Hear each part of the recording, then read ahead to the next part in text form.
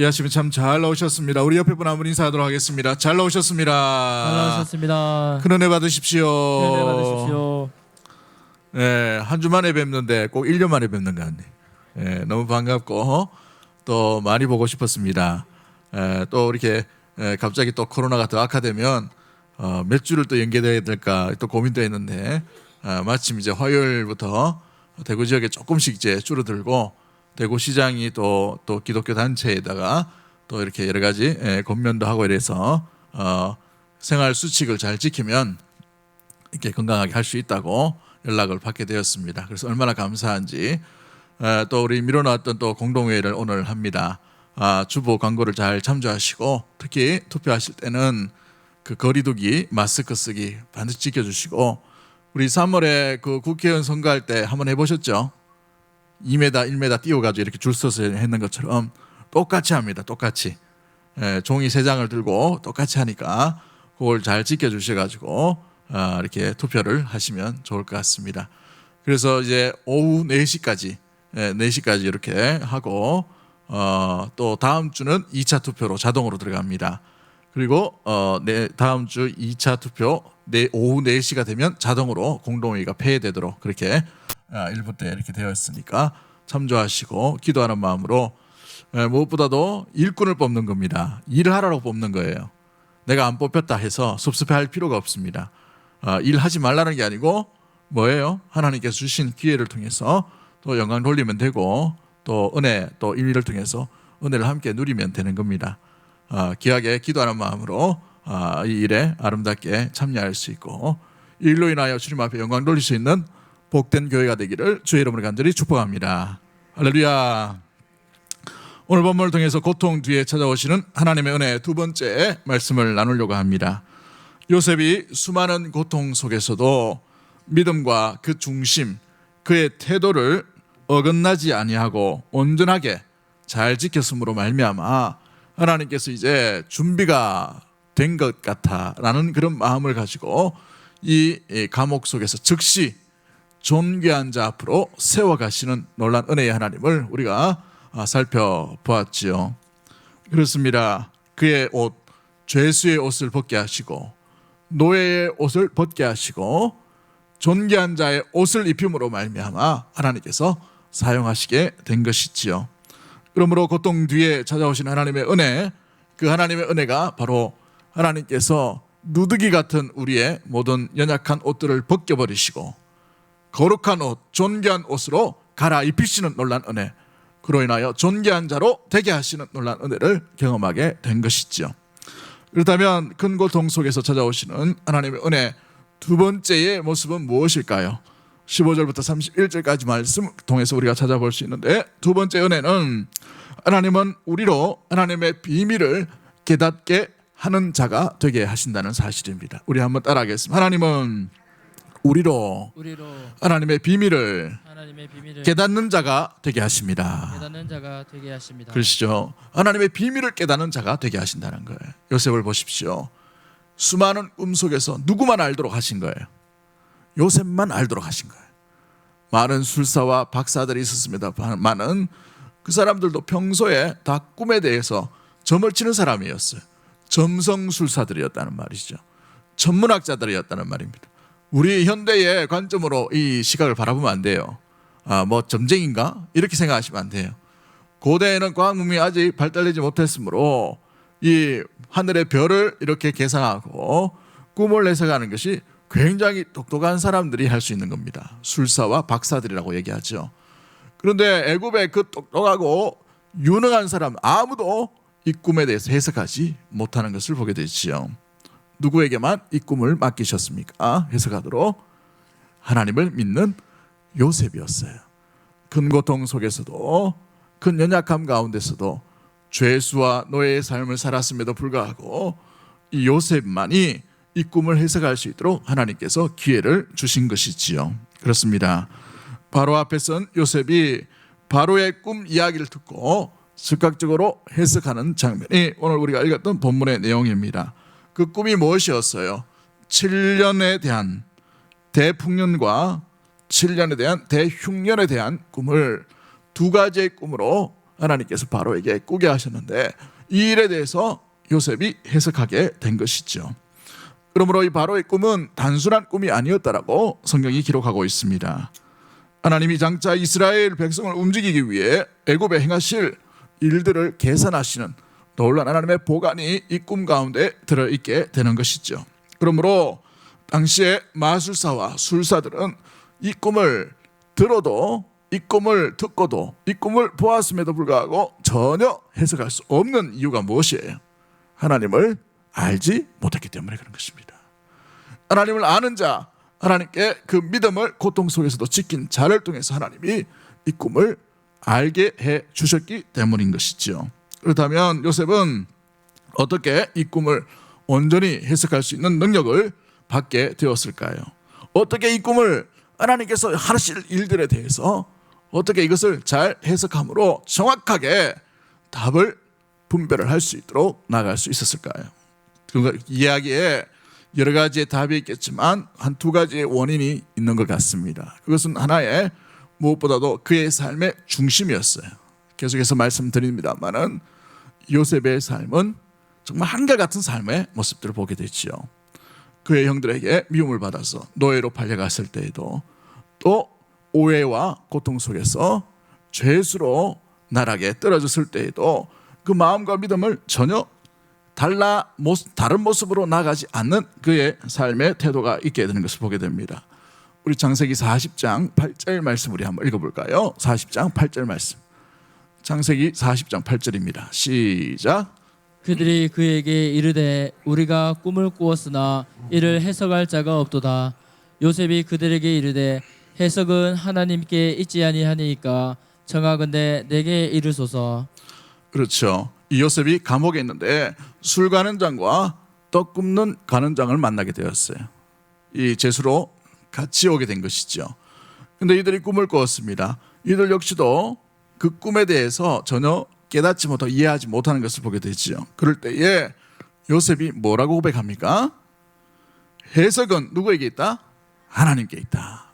여러분, 오늘 마음밭에 또 우리 기억에 새겨놓았으면 좋겠습니다. 답은 하나님께 있는 것입니다. 한번 따라하겠습니다. 답은 하나님께 있습니다. 해석은 하나님께 있습니다. 이 말씀이 잊지 않는 믿음의 모든 가족들 되기를 주의 이름으로 간절히 축복합니다. 그렇죠.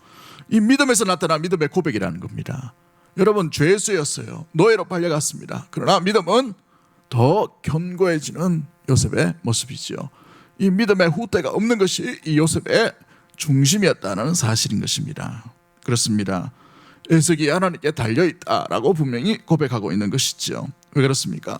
하나님께서 들으시고 하나님의 사람이 하나님과 함께하기 때문에 그러한 것입니다. 그러므로 판단은 하나님께 있으므로 내게 들려달라, 이런 고백을 하는 것이죠. 그 뒤에 바로 앞에 섰을 때에 이 애굽 왕 바로에게도 뭐라고 고백합니까? 이 신앙의 고백이 계속해서 이 꿈과 연관되어서 나타나고 있는 것을 보게 돼요. 41장 16절 말씀 우리 다 같이 한번 읽어봅니다. 41장 16절 말씀 시작. 요셉이 바로에게 대답하여 이르되 내가 아니라 하나님께서 바로에게 편안한 대답을 하시리다. 누가 대답하신다고요? 하나님이 무슨 대답을 주신다고 되어 있습니까? 편안하게. 얼마나 근심되고 걱정이 되었겠습니까? 그죠? 꿈이 해석이 안 되니까 모든 술사들, 박사들 다 불러놨는데 아무도 답을 못 주는 거예요. 그런데 편안한 답이 누구에게 있다고요? 하나님께 있다는 겁니다. 하나님께서 하시겠다라고 이렇게 믿음의 고백을 하고 있는 것이죠. 25절의 말씀을 한번 봅니다. 25절 말씀 우리 다 같이 봅니다. 시작. 요셉이 바로에게 아뢰되 바로의 꿈은 하나라.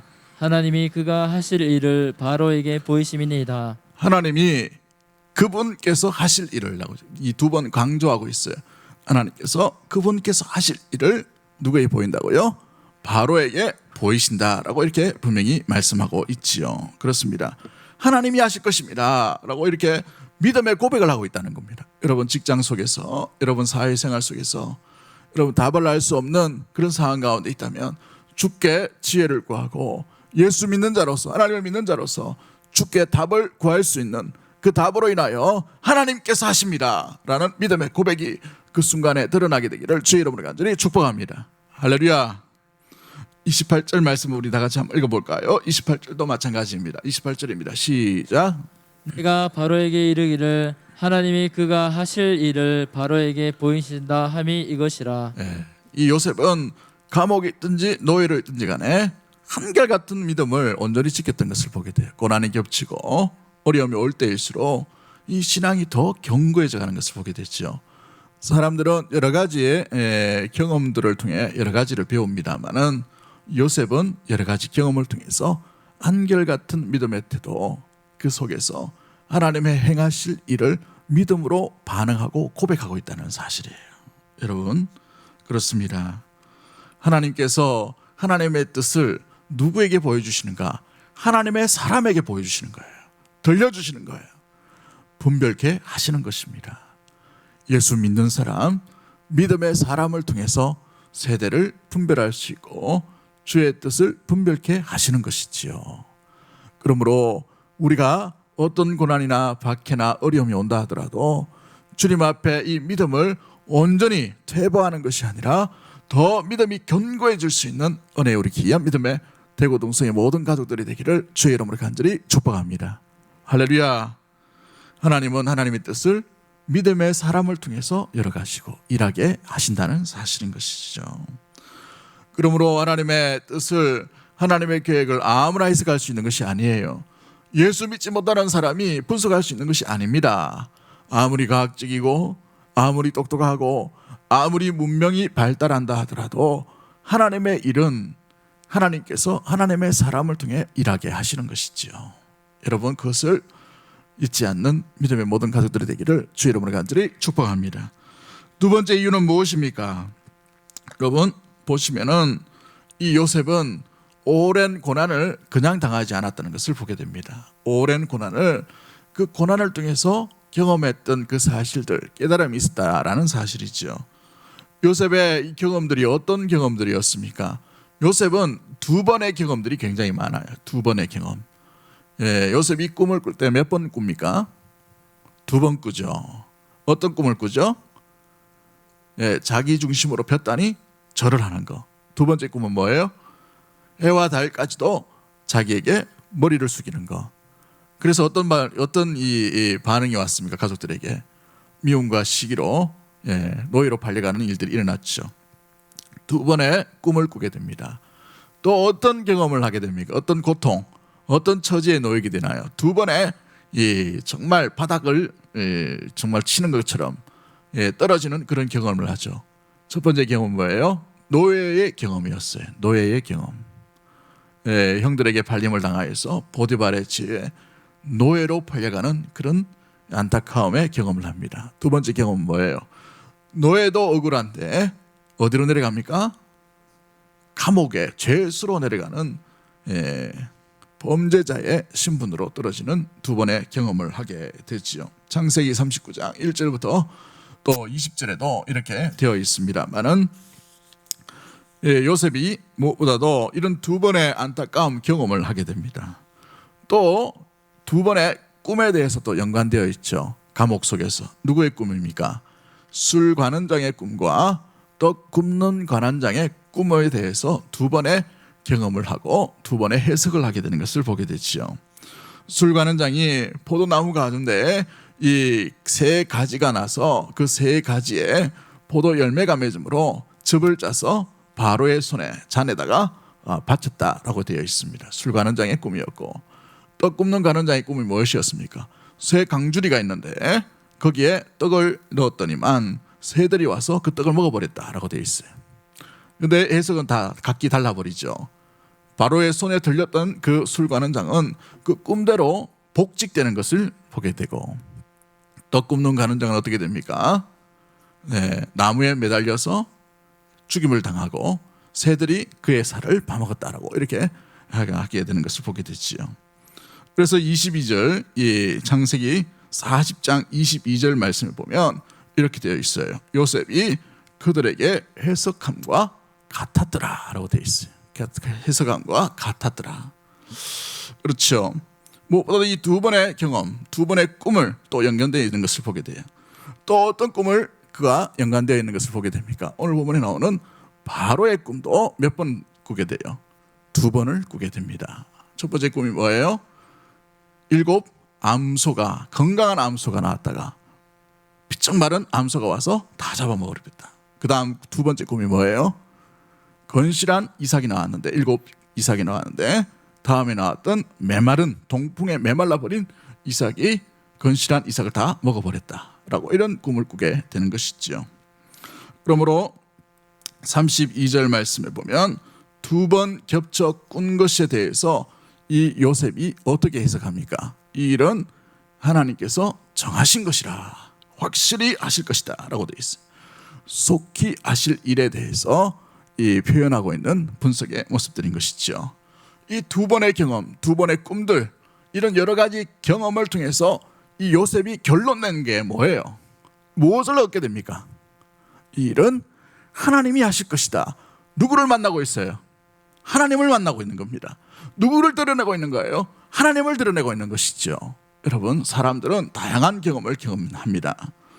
인생에 고난이 없었던 사람이 누가 있겠어요? 아픔이 없던 사람이 누가 있겠습니까? 각자 자기의 삶을 영화로 찍거나 전기로 쓰면 각자의 수많은 고난이, 수많은 고통들이 겹겹이 쌓여 있는 것을 보게 되죠. 그런데 나타났던 반응은 어떤가요? 그 고난을 통해서 어떤 사람은 내면의 질서가 무너진 사람도 있어요. 마음이 삐뚤어지는 사람도 있고 세상을 탓을 하거나 원망하는 사람도 있게 됩니다. 그런데 고난 가운데 믿음의 사람의 반응이 뭐예요? 고난이 겹치고 어려움이 오고 환난이 더 많이 있다 하더라도, 아직 가시지 않는 어려움과 고통이 있다 하더라도 그 중심의 믿음은 더 견고해지는 거예요. 마치 보석처럼 더 견고해지는 거예요. 수많은 불의 연단, 물의 연단이 거치고 난 뒤에 완전히 정금처럼 정결한 그런 놀라운 은혜를 경험하게 되고 그 마음 중심으로 하나님을 만났습니다 드러내는 놀라운 믿음의 사람도 있게 되는 것이죠. 팀 켈러라는 목사님이 썼던 고통의 다바다라는 책에 이런 표현이 있어요. 우리 지난주 영상 예배에서도 잠깐 말씀을 드렸습니다만은, 성도는 고난을 통해서 신앙을 포기하든지, 성도는 고난을 통해서 드디어 하나님을 만나든지 하게 된다라고 되어 있어요. 여러분은 어떤 것입니까? 여러분은 어떤가요? 고난이 겹치고 어려움. 요즘 이 코로나 때문에 2030 여자분들이 그렇게 힘들답니다. 왜 힘들까 이렇게 상상을 해보니까 나가지를 못하니까 또 힘들고, 이게 갇혀 있다 보니까 자유롭지 못한 거예요. 너무나도 어려움들이 갇혀 있는 것이 너무나 힘들죠. 그런데 중요한 것은 고난이 겹칠 때에 믿음의 성도의 태도는 무엇이 되어야 되는가? 요셉을 보십시오. 한결같이 하나님을 원망하거나 저주하거나 자신의 탓을 하거나 이웃의 탓을 하거나, 특히 보디발의 아내의 탓을 하거나 형제의 탓을 하지 않고 있는 것을 보게 되죠. 그 마음이 어때요? 하나님을 향해 중심이 정결하게, 올바르게, 정직하게, 한결같이 하나님을 드러내는 삶으로 나아갈 수 있다라는 것을 보게 됩니다. 그는 고난을 통해 하나님을 만났기 때문에 그런 거예요. 할렐루야. 우리 믿음의 성도님들, 고난 가운데 어려움이 온다 하더라도 우리의 중심, 우리의 마음이 달라지지 않게 되기를 주의 이름으로 간절히 축복합니다. 이 기회를 통해서 우리 하나님을 만나는 놀라운 은혜의 복이 저와 여러분 가운데 일어나게 되기를 주의 이름으로 간절히 축복합니다. 할렐루야. 여러분 고난 중에 계십니까? 주님을 만나고 있는 중이에요. 할렐루야. 우리 옆에 분 한번 인사하도록 합니다. 하나님을 만나고 계십니다. 할렐루야.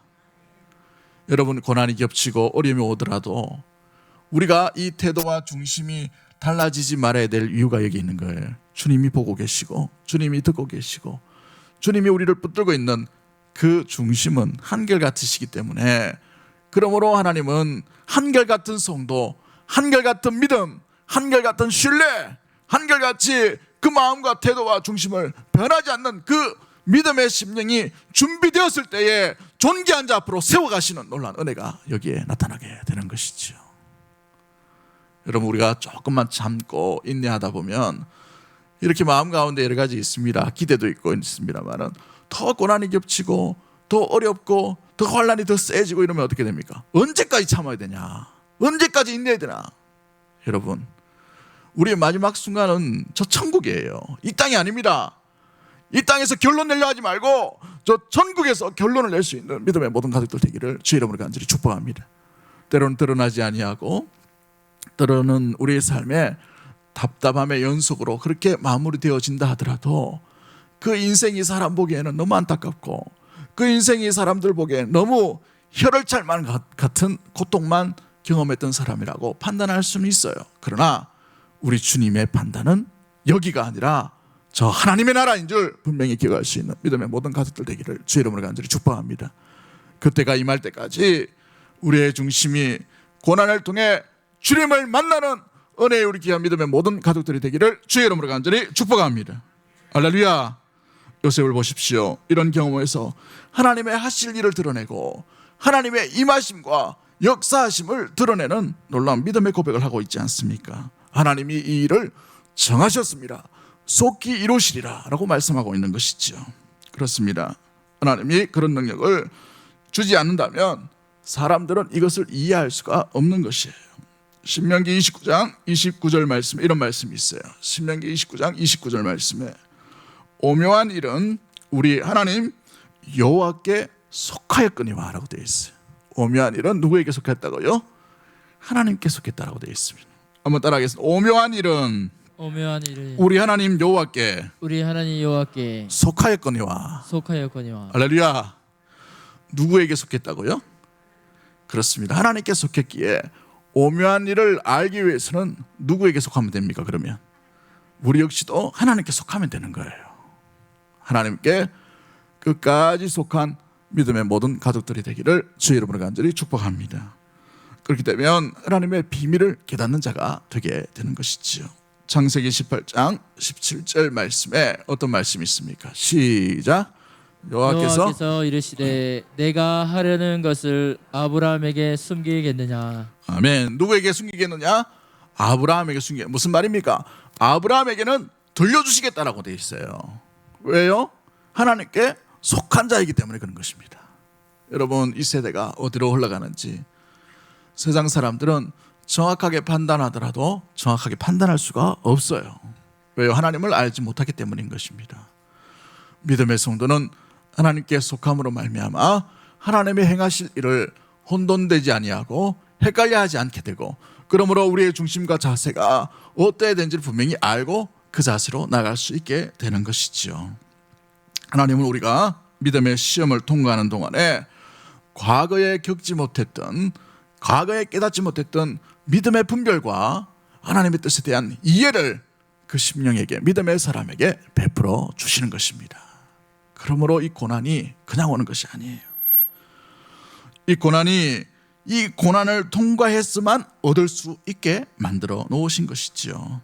고난 뒤에 찾아오는 하나님께 주신 은혜의 복이 바로 하나님의 놀라운 뜻과 비밀을 알 수 있도록 만들어 주신 것입니다. 그러므로 우리는 이 고난을 통해 배워야 할 줄 믿습니다. 깨달아야 될 줄 믿습니다. 경험해야 될 줄 믿습니다. 무엇을요? 하나님을 경험할 수 있는 믿음의 모든 가족들이 되기를 주의 이름을 간절히 축복합니다. 그러므로 고난 뒤에 임하는 하나님의 놀라운 은혜의 복을 결코 포기하지 않는 사랑하는 주의 백성들 다 되기를 주의 이름으로 간절히 축복합니다. 그렇습니다. 하나님의 뜻을 깨달은 자로 살아가는 사람은 어떠한 환경에서도 소망을 가질 수 있게 되는 것입니다. 왜냐하면 하나님의 뜻을 분별하기 때문에 그런 거예요. 요셉의 삶이 노예와 제수의 삶 속에서도 한결같은 이유가 무엇입니까? 바로 이유가 여기 있는 것이에요. 하나님의 비밀, 하나님의 뜻, 하나님의 계획, 하나님의 계심을 알았기 때문에 그런 것이에요. 우리 역시도 하나님의 비밀을 맡은 자인 줄 믿습니다. 비밀을 맡은 자로 우리는 살아가고 있어요. 어떤 비밀을 맡았습니까? 그리스도께서 이 땅 가운데 오심과 같이 다시 오실 메시아를 기다리고 그 오심을 사모하고 기다리는 비밀을 맡은 자라, 복음을 맡은 자로, 하나님 나라의 비밀을 소유한 자로 살아가는 존재인 것이에요. 믿으십니까? 그렇습니다. 다시 오실 주님, 언제 오실지는 몰라요. 그러나 분명히 다시 오실 것을 기억함으로 우리가 인내해야 될 이유, 참아야 될 이유, 십자가를 져야 될 이유, 견뎌야 될 이유, 믿음을 온전히 간직하고 중심을, 그 태도를, 그 내면의 마음을 주께 향함을 온전히 간직해야 될 이유가 어디에 있어요? 길이 참고 인내하다. 공중에서 구름 타고 오시는 예수 그리스도, 그 주님이 오실 때에 사랑하는 종아, 이 작은 일에 충성되었다. 의의 열매, 의의 면류관으로 우리의 누더기 같은 이 옷을 벗기시고 거룩한 옷을 입히시는 하나님의 온전한 뜻, 그리스도의 놀라운 약속, 그 계획과 그 계시와 그 놀라운 은혜의 선물들을 간직한 자, 소유한 자이기 때문에 우리가 참을 수 있게 되는 것이에요. 할렐루야. 그날, 그때까지, 우리가 끝까지 주님 오시는 그날까지 이 비밀을 깨달은 자로서 인내와 소망 가운데 우리의 중심과 믿음이 주께만 향할 수 있는 은혜의 우리 귀한 믿음의 모든 가족들이 되기를 주의 이름으로 간절히 축복합니다. 하나님 아버지 감사합니다. 우리 사랑하는 주의